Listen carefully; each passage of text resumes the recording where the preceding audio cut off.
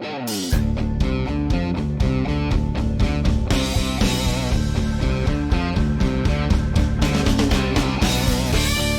to Mac and Blue, where we introduce you to who is building Arizona, bringing you the people and businesses that shape the landscape around us. From economic development and developers, underwriters and lenders, architects and engineers, to the very builders and suppliers that bring it all together. Now let's join our hosts, Robert Johnson and JJ Levensky, aka Mac and Blue. Welcome to Mac and Blue. I'm Robert Johnson, Vice President of Business Development with Torrey Contracting. He is JJ Levensky, President of Blue Wave General Contracting. Hey, JJ. Hi, how are you? Good. We've seen each other all day long. We've probably spent more time together than we have ever. Well, I wouldn't say ever, but it was a close second. Yeah. And it feels good to be back in the studio. Yeah, it does. Because we did because technically last Monday was Labor Day, so we had a recording. Yeah, we made it look live, but it really wasn't. It wasn't live. Yeah. So we haven't been able to sit down with Daryl, our producer. Hey, how's it going? Hey, good. Our pincushion, our harassment. Yeah. He was like, "Is that all you're going to say? You're going to be nice?" Yeah. Good today. Well, at least now. Yeah. Give it another 10 minutes, and it might be a different story. But good to see you. Everything okay? Everything's amazing. Happy to be here. Okay. All right. We're happy to have you here, and we are really glad to have Maleena Deer and Aaron Studebaker. I got it right, didn't I? You got it right. And I was going to say, like the car. Like the car. Like he never. I have never heard Studebaker ever. Car. Yeah. They used to have one. Thank you both for being here. Both of them are with Salt River Pima-Maricopa Indian Community. All right. Yeah. SRPMIC. Gold star for getting that right in the first try. Yeah. I studied for hours. Thank you. Maleena, introduce yourself. Tell us what you do with them. Yeah. Thanks for having us here today. So I am the tourism manager for Discover Salt River, which is the tourism division within the Salt River community. And so we work as an official destination marketing agency for all of the partners within the community, within tribal boundaries. And we also kind of help with B2B relationships, keeping our networking really strong within the community. And so, all of those great things kind of tie into Aaron's, and he'll I'm sure we'll go into what he does, but, we work really well as far as start to finish from the developments that happen within tribal community. Awesome. Yes. Aaron?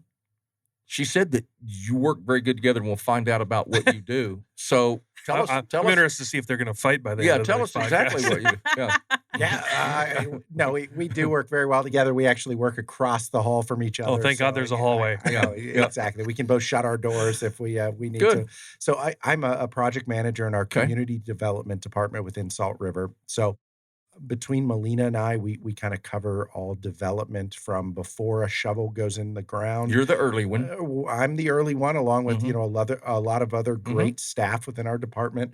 And then Maleena's team, kind of once properties open and are operational, they come on board and they kind of help with the continual marketing of it. So, we're a very relationship-built organization, and, we like to introduce individuals and developments to all parties from the beginning. So we say, all right, you may not have finalized a lease, you may not have broken ground, but here are all these people from, beginning to, maybe 10 years from now that you're going to be working with. So I get the great opportunity to kind of work on a lot of the elements of the development process within the community, again, with a lot of other individuals within the community development department, and help the continued growth of Salt River. Interesting.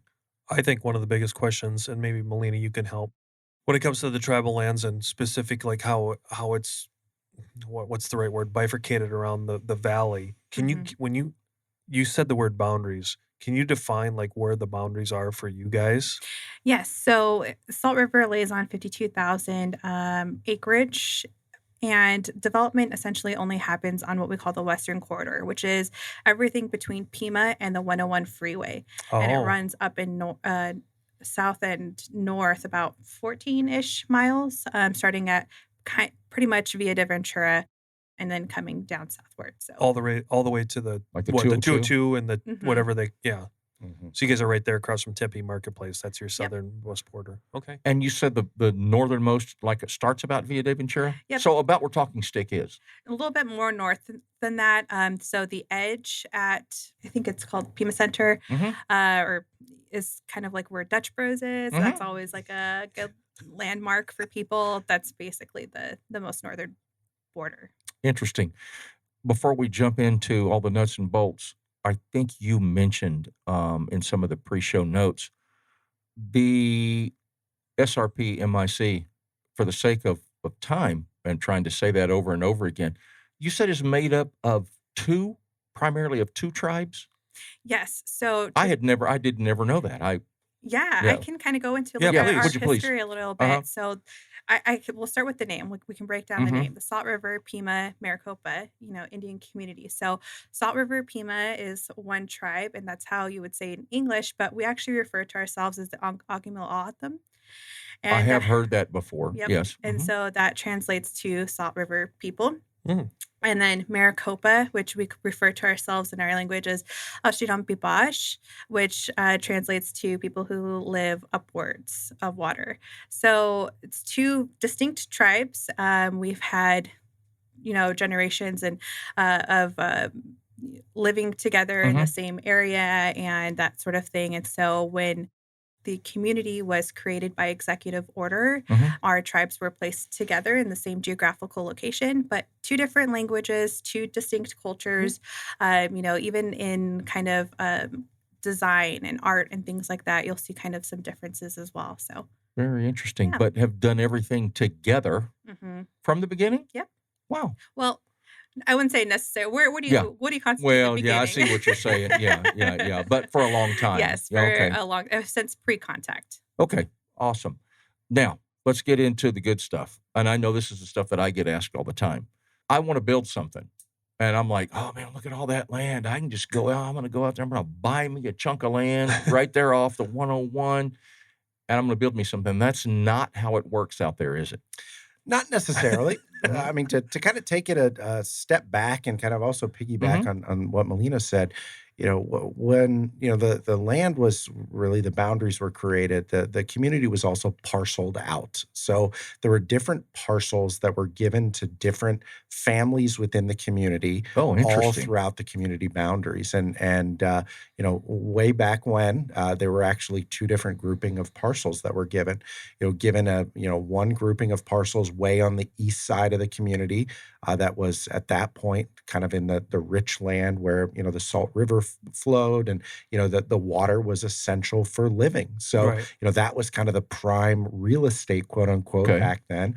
And then another piece of land that was given was kind of on the way western portion of the community. And at that point, that was kind of out in the middle of nowhere at that time. Well, as time has morphed and changed, that kind of western portion has become the 101 corridor. Kind of the eastern portion is more of kind of the natural preserve type of land. So either way, the land was broken up and given to individual Native American families. So that continues to this day. The land up and down the corridor is owned by either allottees, so individual Native American families, and we refer to that land as allotted land, or it's tribal land, so it's owned and controlled by the tribal government. So, you will be driving up and down the 101, and you may see a development like the pavilions at Talking Stick, for example, and you'll see that there's a kind of southern boundary, and that development just stops.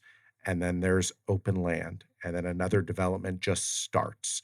And people say, well, why is there that open land? Well, it's because there are different landowners in all of those groupings of land that developers are working with, or the tribe is working with, to bring development onto the community. So as a developer, rather than going on and purchasing a piece of land as you would in other parts of the valley, you would come on and you would work on a long-term land lease with the individuals that own that land. And by long term, you mean? Up to 99 years. Okay, that's what I thought. Yeah. Thank you.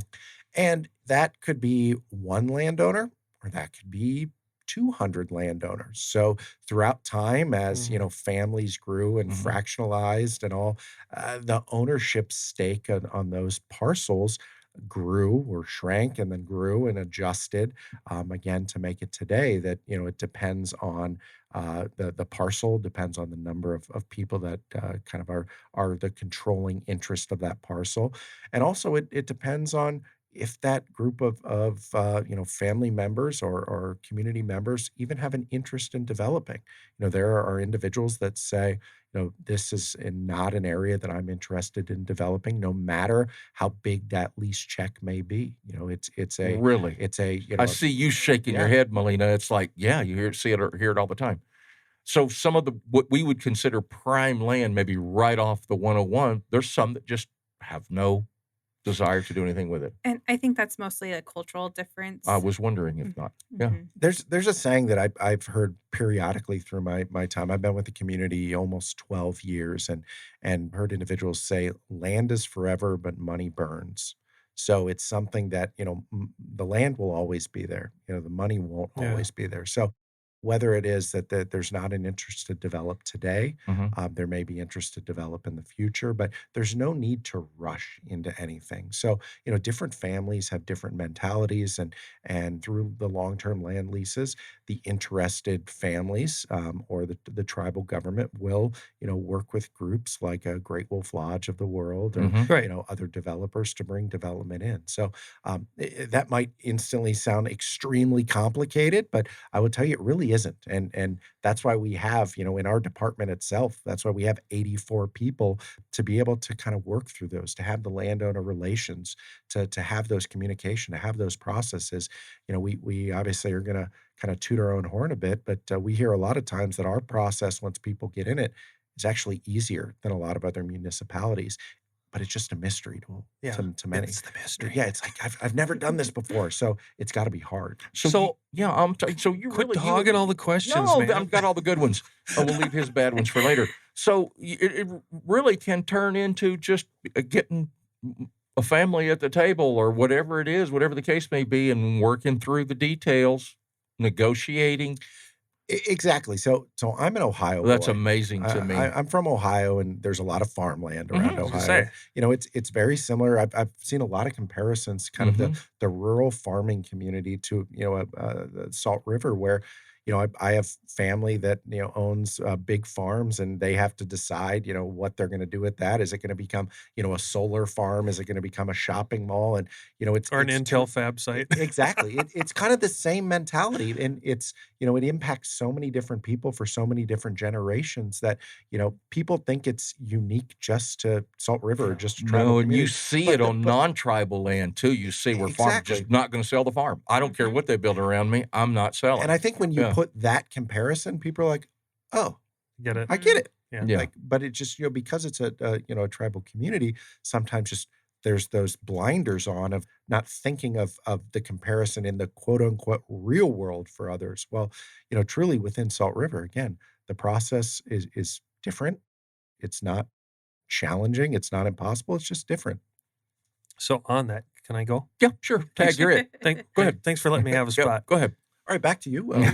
Yep, that's it. So another one I always get is, because we all drive that corridor all the time, is the ag difference. And do you guys then control, when I say you guys, you can control your own P&Z then from a planning and zoning standpoint, as far as you have a lot more liberty, I would assume, to keep agricultural where it is versus if you want to do a development for industrial or like a McKesson or whomever, right? You guys have that luxury of determining that without going through a big formal review, or how does that work? Correct. I mean, we are a municipality just like anybody else, just like City of Scottsdale, City of Phoenix. We have our planning and zoning department. I said that Maleena and I are next to each other across the hall. Right across the other hall is the head of our planning division, and they control all of the zoning, and we do have the capabilities of changing things as needed. But we go through our formal processes to do so. We have our general plan to be able to kind of orchestrate what is going to go where. Probably about 8 years ago, you would see a lot of ag leases on the western part of the 101. But as the talking stick entertainment kept growing, and you're seeing hotels pop up and office buildings pop up, and there happened to be farming directly across the street that causes dust issues and other Mm. things like that. It was the determination of council that we are going to relocate the ag leases to the east side of the 101. That's beneficial in many different ways. One, it kind of helps the continuation of that development, but also ag leases produce much less in revenue than Sure. a commercial lease does. So it's looking at kind of that big picture, and what's going to be beneficial to the community, but also to the landowners. And most of the landowners being allottees, it's looking out for the community at large and what can be the most beneficial for everybody. And I think, sorry, No, I no, go just think ahead. that an important point to make too, when we're talking about the decision making processes and the planning and the vision, the bigger pictures, is the generation philosophy, because Mm, that is where really development was born for Salt River. And I don't know if you're familiar with the seven generational please. philosophy, but essentially it's that, every decision that's made by leadership should be made with the mentality that how is this decision going to affect those 7 generations from now? So those important decisions, they're all made very calculated and strategically, because that philosophy is always, in the back of our head in And that's decision been making. utilized, I would assume, for years. Yes. So actually, how it's all kind of born, and I'm sure we'll touch more about it. Is the pavilions at Talking Sticks. Hmm. So that whole development and the whole basis was the 7 generation philosophy. Is how can we make sure that we are securing the future of our members 7 generations from now, and how it all boils down to the benefit of the community members. So, income or, developments that come to the community in turn help to, as Aaron mentioned, we're our own municipality. So we run our own departments, our infrastructure, Hmm. programs, and all of that, that comes from the development side of things. So even things such as, cultural knowledge and making sure that we're perpetuating and sustaining cultural knowledge. We need our funding from our programs and things Sure. like that to be able to preserve those things that are super, very important to us. And so that's kind of how the larger picture of everything too, Mm. and the decision making and the planning and all of those things that kind of all come together in this Yeah, it's large fascinating, really. vision. So although it's very much like what we all think of government, it's there's other things that are important, not as in typical government. I would assume there's a tribal council Hmm. that creates these, not these laws, but make sure that these are upheld. I'm almost wanting to say traditions because they've been around. I would assume that that's not just this 7 generations. They did this, you know, Exactly. that's Hmm. amazing. Yeah, Yeah, it's really fascinating stuff. cultural paradigms and things like that. I get this question all the time, and maybe you can help the audience. Is there any federal oversight from BIA in any of the things you do, and how does that work? There is. So, all tribal governments have kind of a mandate and an oversight by BIA. Throughout time, the Salt River community, has actually taken a lot of those responsibilities in house, has kind of become a self governed community. And that's beneficial to both Salt Sure. Oh River yeah. and to the BIA because, if we can do 95% of what the BIA needed to do, and then, they're just kind of the final reviewer and final sign off, it helps us and them be a little more efficient and be more progressive. So we actually have like a land titles and records office within the community, Mm. which is something that a lot of tribal governments do not have, and they rely on BIA or other organizations to kind of do those services. So we have the benefit of kind of the trust from experience from the BIA to say, you know, you guys do all of this because you understand our processes. You understand kind of what a final lease product's Mhm. going to look like. You understand where our kind of our hot buttons are. You are always looking out for the community members as a whole for their benefit for today and the seven generational thinking.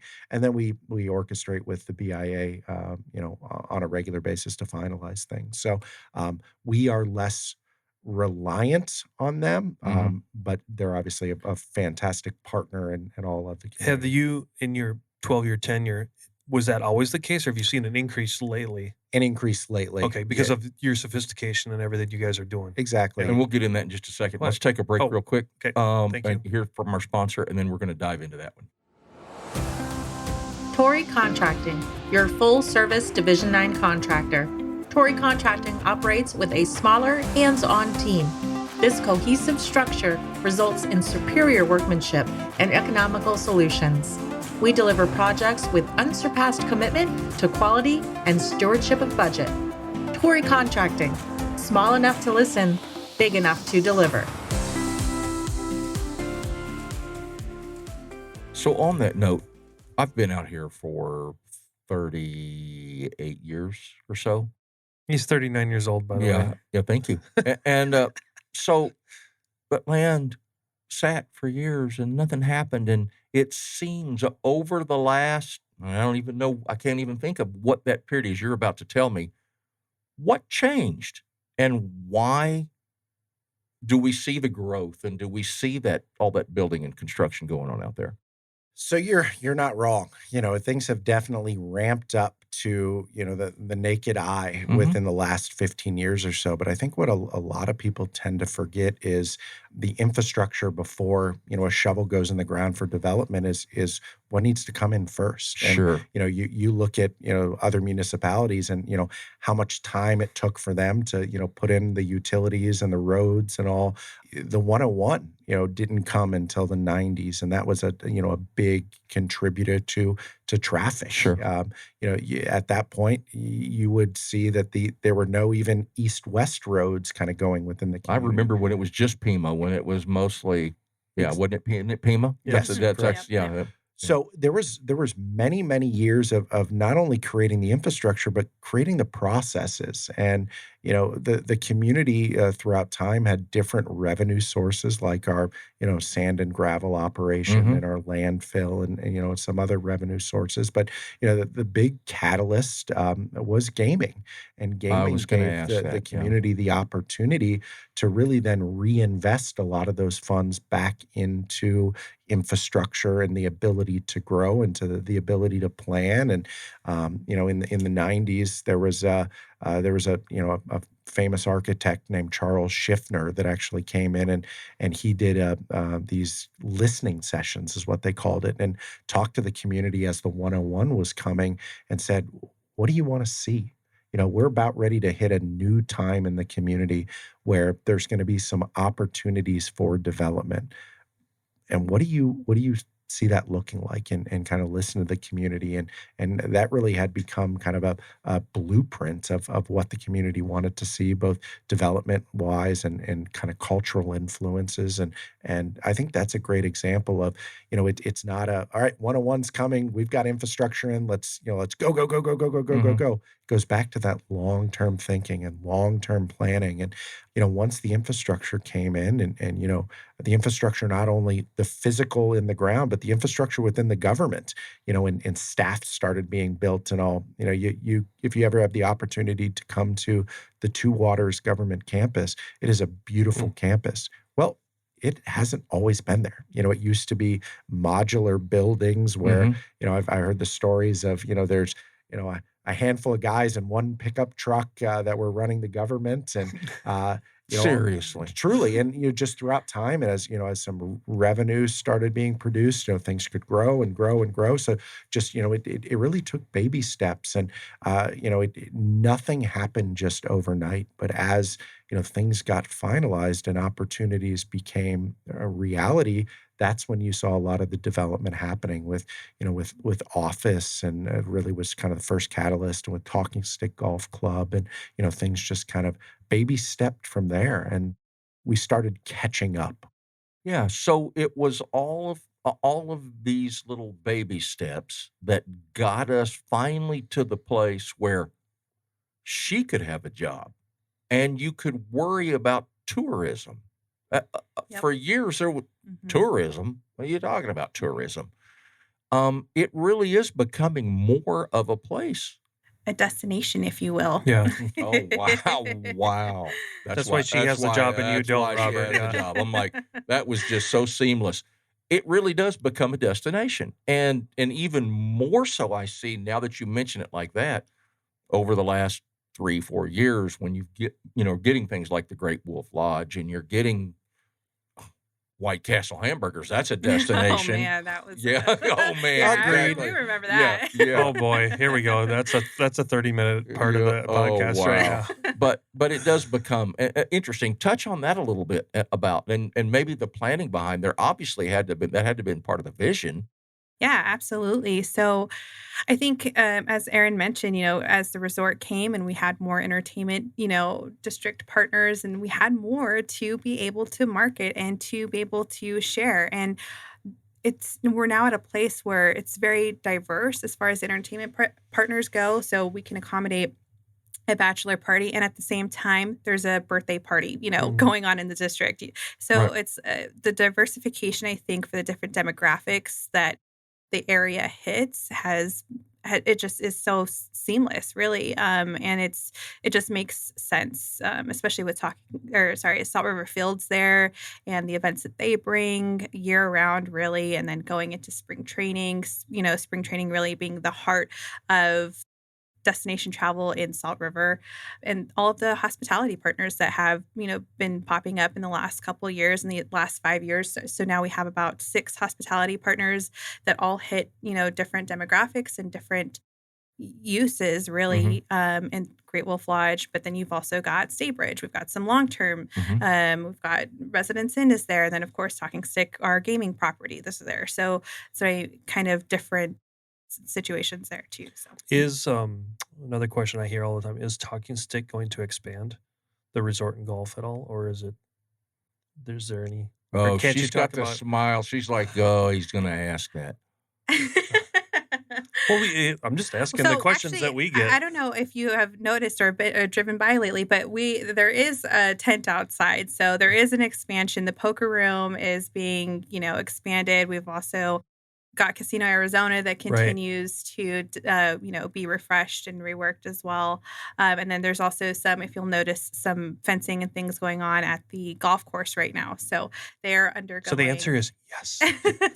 Well, it's not a mystery to Yeah. kind No. of piggyback on that. So, that without getting into the details, the Arizona Gaming Compact change, the Mhm. sports betting, which came to the Valley, was, a big element of that. And it gave tribes the opportunity to kind of expand some of the gaming operations. Mm. And as you can imagine, the square footage that is at, many of the gaming properties throughout the Valley was built to support the previous limits of gaming. And those limits have increased. So, there are some great opportunities for us to expand our properties temporarily right now with these tents, and we'll see what that looks like in the future for some additional growth and improvement. But I mean, there's always something happening at the gaming properties as they're kind of improving and new technologies Kind of coming in. evolving and Exactly. I mean, they have construction happening all the time, just Yeah. to keep ahead of the curve of sorts. So the other one we always get, at least in the construction space, is what are you guys going to do with the big cool corner? I call it the inside the Hayden McKellips loop where the Phoenix Rising used to play. Yep.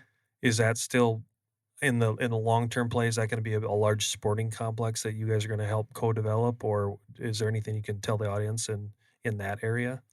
Sure, happy to mention that. So on the west side of the 101, that area where Phoenix Rising was, they've also had some great temporary uses with the Cavalia kind of traveling Correct. horse show. Mhm. That is a group of allotted land. So there's a lot of allottees that you have a development group that are kind of looking at that 7 generational kind of mindset Mm. to build something. So we as a tribe, we are not the ones kind of master planning and developing it. It's the landowners and working with their development group to look at those opportunities. they will absolutely be bringing some great things. Right now, there's nothing that is There's nothing public. imminent or Yeah, public. Yeah, got it. nothing imminent is a great way to put it. But they do things very strategic, and again with the long term. But you talk about utilities. I mean, that area needs utilities brought to it. So we've been working with them and improving the utilities access and all.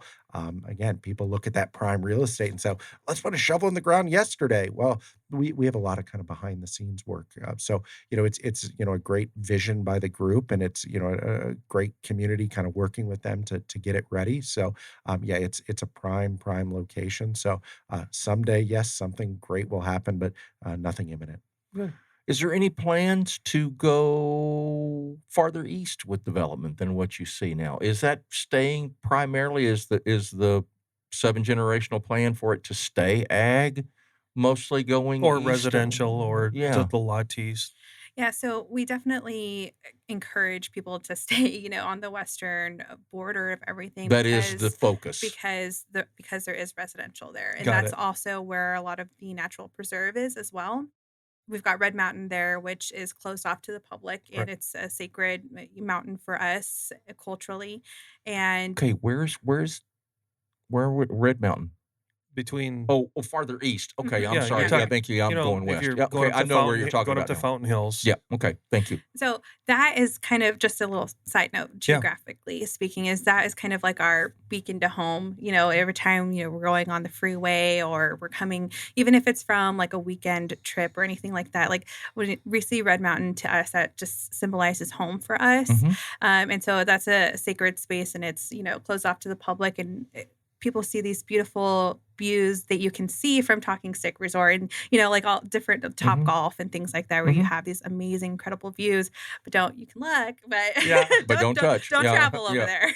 And Interesting. that's exactly why actually it closed. It was open up into the public up until the 80s, and then they ended up closing it just because it was being vandalized. It was Mhm. not properly being cared Right. for by guests and things like that. And so it was just time to close it, so that we could preserve it for our cultural sake. Sure. So yeah, the focus is primarily will always be on the Western Corridor, and for those purposes, to preserve the land and our residents' privacy. Sure. Just to have non-community members tourism, or all of which way traveling throughout the community is definitely not ideal for Yeah, community that members. makes sense. Makes It does. absolute sense. But thinking about that, so where Arizona Rising is, that's was that McKellips, and basically McKellips and the 101, Correct. just south of that. Yep. What about all of the mobile home places? Is that on tribal land as well, right there? Yeah, so the Shadow Mountain, the mobile home community that is just north of McKellips, that is on within the community Now, I boundaries. had heard something years ago that they were going to start moving those out of there before too long. So there was a second mobile home park on 92nd Street, kind of catty cornered to Casino, Arizona, a property Okay. called Roadrunner. That lease ended a couple years ago, and it was not renewed. So the residents there Gotcha. were moved out, and just like any leases, Sure. leases come to an end, End. and so can't say that Shadow Mountain will be there forever, but No. as of right now, they're currently under a lease. Interesting. But on the east side of the 101, where Salt River Materials Group is with their Oh, yeah. mining operation, that would be the one area sometime in the future that could be looked at for potential development. If there is development on kind of the east side, it would be kind of south of McKellips. That's the riverbed. It is, yeah. The riverbed has been such an important element for Salt River. It's been currency of sorts. So, We're all dependent on it. way back when the water was flowing, water was currency, and it was Sure. bringing, farming, and it's bringing life. When water wasn't there any longer, the community found an alternative way to bring currency to the community and turn it into a mining operation. That mining operation is coming to an end. They're going to be relocating to a plant on the Beeline. And once that mining operation is gone, the final opportunity of kind of currency could be there for future development. But again, nothing imminent. There still is a sand and gravel operation there with Salt River Materials Group, but that could be a future location for development. So besides the gaming, which is obviously east, and the Odyssey, which is up, entertainment. Yeah, there really isn't anything east, is there? Now that I think about it, I mean, it's mostly to the Well, west. you must have a lease with the community college as well, because they're on the east side. Oh, you're right. Yeah. That's there. Right? Correct. Am I right, That Aaron? is correct. Yeah, that's a long-term lease, but that being an educational institution, Mhm. we don't have anything commercial, essentially north of the canal. Which So makes sense. Yeah. nothing right now, nothing north of or south of Talking Stick Way. There could be development south of Talking Stick Way, kind of going to the canal, but that's as far south as you will see development to kind of up and down the 101 corridor. We have a kind of a zoning district called the Pima corridor that kind of restricts those to keep the ag leases, and there's a lot Right. of residential and natural preserve kind of intact. So I'm curious. I'm going to switch it more from development to more community based for a minute. What has all this development allowed the community to do closer to home in the agricultural and residential areas for development for the natives? Yeah, so we actually broke ground on a couple of housing developments as well. So people, I guess, maybe overlook, like, we still need a lot of infrastructure as far as housing and Mhm. residential goes. And so the development that happens in the Pima corridor directly correlates to the community services that are needed for residents. Very, very interesting. So, how does a Great Wolf Lodge decide that's where I want to go over any other place? Great Wolf is kind of a fantastic success story for the community, and kind of touch on a few different layers. So with the 7 generational thinking, I think one of the things that I've been the most impressed with Salt River is how much behind the scenes analysis and kind of review takes place before even a single phone call may happen. And the community is always looking at feasibility studies and market studies to show, what is the area going to support? Where are we going to, not monopolize, potentially our other businesses? Where, I joke and say that's why you didn't see, CrossFit gyms popping up around every corner, Sure. because they were kind of flash in the pan concepts for a while, where you felt like a Starbucks, they were on every corner. Everything is very well thought out. And as Salt River Fields was being constructed, as Talking Stick Resort was going from the tents to the Vegas style casino and resort that it is today, the community continued to do these feasibility studies and said, what are we missing? One thing that kept popping up was a family oriented resort. And they use names like Great Wolf Lodge in the example, and we said, oh, yeah, that'd be great, that'd be great. And then all of a sudden, this show called Undercover Boss happened, and they featured Great Wolf Lodge. And there was something about that episode that there were multiple leaders within the community that saw it and saw the family-oriented Come on. organization. Swear, Really? family-oriented organization, and said, you know what, that there's something special about that company. We came back and said, we really like that episode. They keep mentioning a brand like that in these feasibility studies. Maybe we should make a phone call. And, that was years ago, and our director of our department in community development actually made a phone call, and it didn't really go anywhere. Long story short, a couple years later, uh, I had kind of moved positions and was over in community development, and was kind of told this story. And I said, hey, you know what? I actually know somebody that works at Great Wolf Lodge. Why don't I make a phone call? And so I called that person, who called this person, who called this person, who called this person. And I ended up getting the phone number for their development head, and called him. And somehow I had gotten his home phone number.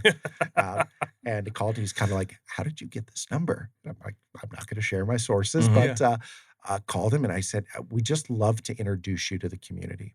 And as many people do that may not be familiar with Salt River, you kind of hear it in their voice and say, a tribal community, I don't know if that's the right fit for us. We say, hold on, get in front of a computer, type in this address. And I frequently give the Salt River Fields address, and all of a sudden the Google Maps shows, and you can hear the tone in their voice change. They say, wow, Oh, You got- because there is a lot. You have a Yeah. lot going on, Yeah. your proximity to a lot of, residents, within the neighboring municipalities, your proximity to airports, there's a lot of positives. And they say, yeah, let's talk.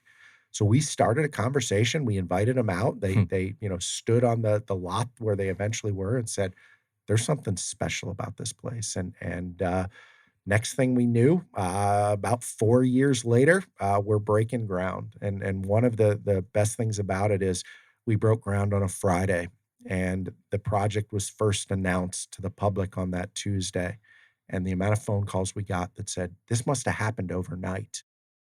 We said, yeah, overnight, only 4 years overnight. And they Yeah. were just shocked of how quiet we were able to keep it. And Oh, that's one of the great things about the community is that piece of land that it's on is tribal land, and there's no public tax dollars that go towards it, and it's all within the community. So we can do things without having to put it in shining lights and scream it from the rooftop until it's done. And it was an example of an organization that their mentalities and their thought process and their people aligned perfectly with the community.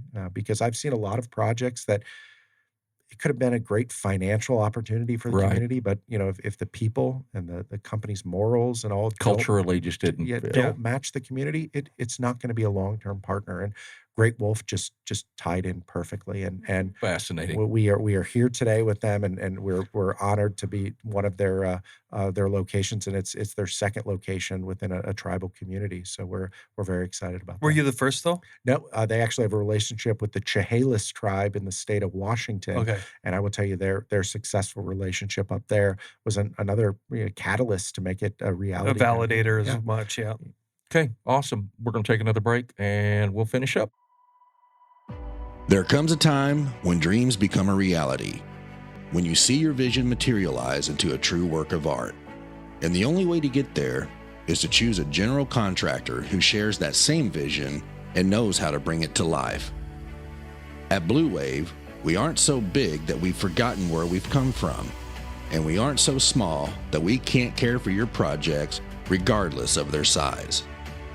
When your vision deserves safety, perfection, timeliness, and expertise in order to become a reality, trust Blue Wave to get it done right the first time.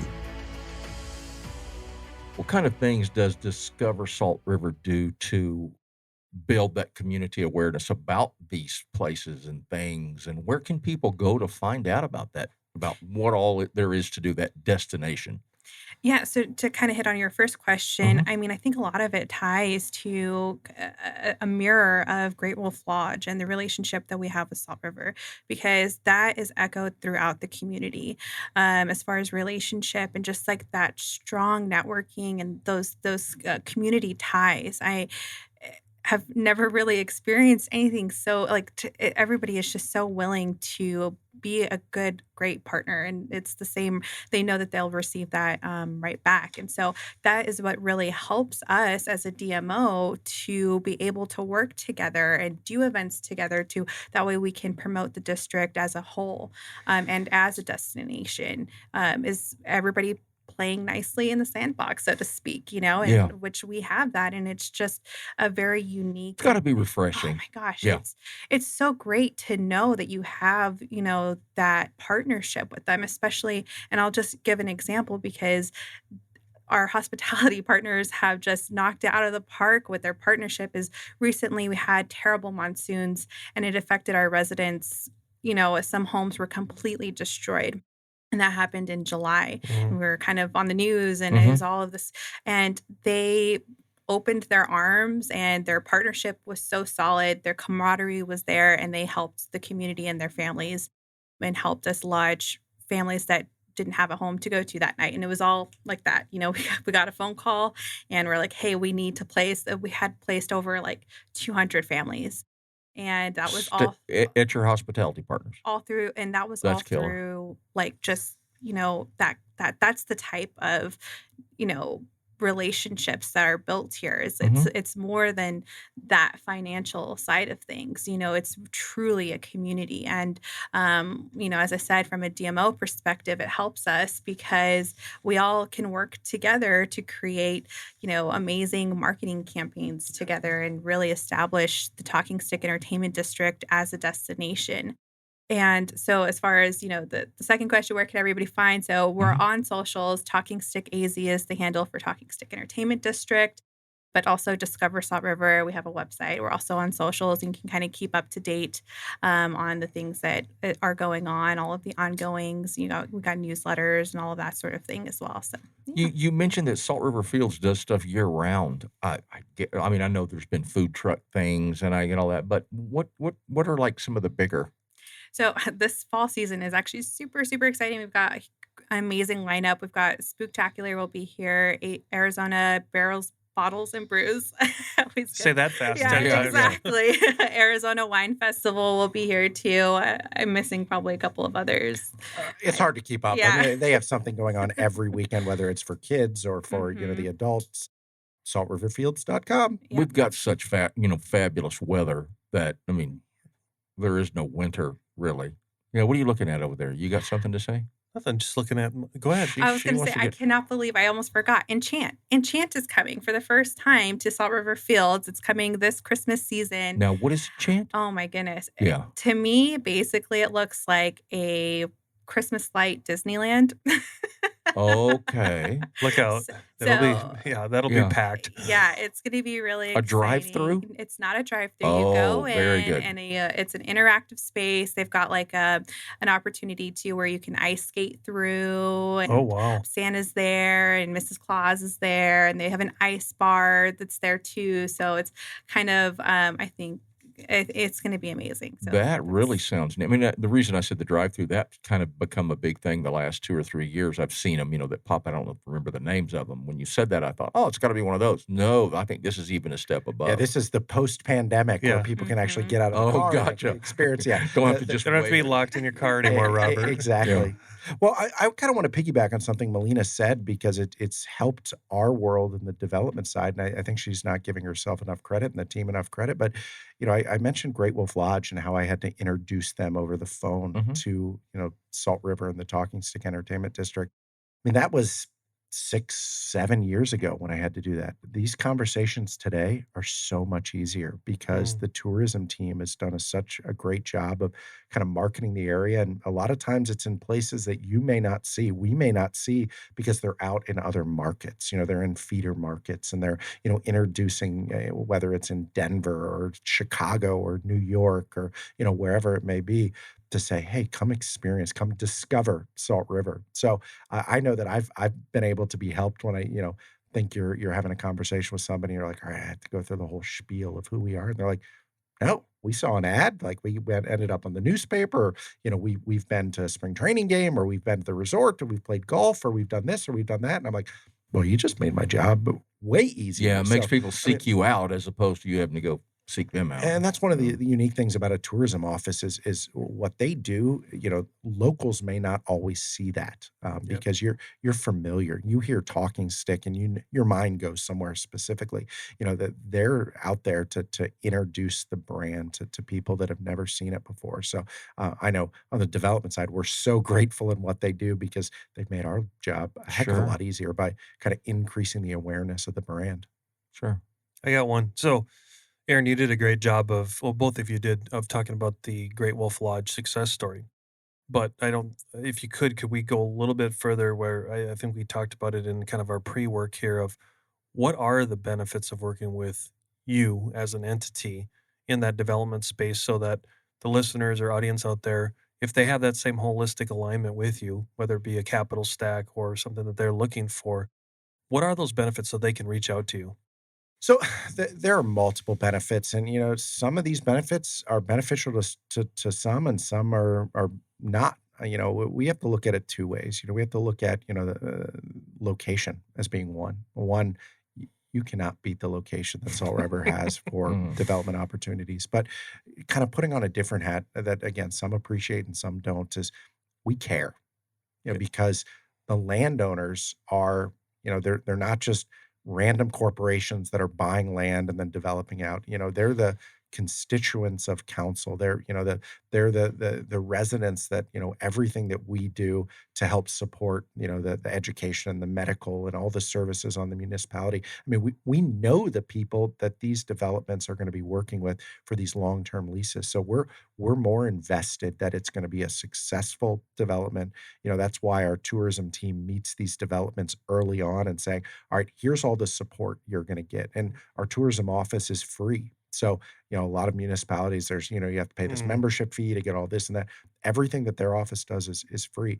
And we do that because we have kind of that all boats rise mentality. Is, the more successful a business is, the more successful we all are, from the landowners to the government, as a tax revenue, collector, to the businesses itself. So, location, I mean, it's going to be great, but also there's a level of caring. And I think a lot of people that have come to the community are kind of blown away by that because, they get that personal experience. And I think that that's why, yes, we may be unique, we may be a little different, but if you're willing to kind of learn and experience it very quickly, you'll realize it's not that difficult. It's not that mysterious. And we'll work with partners to go through the process. I got one. We had an audience question. Sorry, Aaron, this is for you. What made you get into your line of work? All right. So do we have another hour here? To give a very quick background, I had the opportunity to start working with the community almost 12 years ago as the head of sales and marketing at Salt River Fields, the spring training facility. So I actually worked in the minor league baseball world for many years before that. And baseball brought me to Salt River. And so I was there for, about 4.5 years. And the government and I got to know each other very well. And, an opportunity to kind of move over to the government side and help with the growth of special projects is kind of what we called it, presented itself. And it would, you could tell kind of the family-oriented organization, and you could tell the long-term thinking, and you could tell, it's just amazing people. It was a lot of, hey, if you're willing to jump over here and kind of work through this with us, we're willing to figure it out alongside with you. And I had the opportunity to move over to the government and help with the tourism team. But as they've grown, I've kind of stepped away. We again have a great group of people that does kind of the development and leasing. I've been able to work with them, kind of work on a lot of special projects. So it's been 6 or so years ago, 6.5 years, that I stepped over and had no idea what I truly was stepping into. And I've tapped into the real estate world and the development world. And I'm not a real estate agent. I'm not a developer. I'm not a construction guy. But I've had a great opportunity to kind of help project manage a lot of these and, help with relationship building because, the government didn't have a lot of those entities. A lot of it was as people were reaching out, and this gave the opportunity to kind of go a little on the offense, like the Great Wolf example of, making phone calls and working with our developers and all. So 12 years ago, I would have never guessed this is where it would be, but it's an unbelievable organization, and I'm so glad it worked out the way it did. That's great. Yeah. And- how do people get it? What were you going to say? I was going to steal your line. Were you? There's probably some obvious parts of what made you do what you do, but from your point of view, why did you choose to do what you're doing? So I actually came from Talking Stick Resort. So both of us came from enterprises and landed on the government sector, which has been super, amazing. But for me, the decision to go into tourism specifically stems from the cultural value of hospitality. Which is something that has carried on, even since the gold rush. Salt River has been a place for, if people were traveling to California, where they would stop and they would find shelter and they would be able to get fed for the night and then carry on. And so that has really resonated with me, but also my great-grandparents were involved in some of the seven generational conversations and that sort of thing. And when the tourism opportunity came, it felt, in my heart, right, especially to carry on that kind of legacy, I guess, so to speak. But, and that traditional value too has just been, an amazing journey, and it's, made me be so passionate. And I find that a lot of people... You can sense your passion. Yeah. Yeah. It's a you. perfect spot for you. Yeah. Yeah. Well, and She's not elevated off the chair at all, by the way. Yeah. Well, and I think a lot of people who find themselves in tourism and hospitality do so by accident. Like, Yeah. it's always just like, how did I end up here? I don't know. But it's a perfect fit, and here we go. Like, this is how it is. So. Awesome. How do we get a hold of you? How does our audience get a hold of you if we want to hear more, find out more? I guess through, our email is the best. Okay. And we can, I don't know. if You can that's find that through your emails. website? Yep. Okay. Actually, both of our emails are listed on the Discover Salt River website. Discover Oops. Salt River. There, Salt, that's the key. Salt River. Yeah. Okay. Yep. And- Awesome. And we'll post that on all of our Yep. social media follow-up. It's been fantastic. I mean, I've been blown away. I've learned a lot. You think you know, all you think you know, all you've heard. Now I know. It's been fantastic. Your energy was great, and your Yeah. information was even better. Yeah, unbelievable. We'll have you on again sometime, probably a year from now, so when Salt River looks completely different than it does Then you can today. talk about new things. Yeah, exactly. All right. See you next week, Daryl. We'll see you next week. Get Take us out of here, Daryl. You've been listening to the Mac and Blue Show, brought to you by Torrey Contracting and Blue Wave General Contracting. Be sure to subscribe to the Mac and Blue podcast on your favorite podcast platform.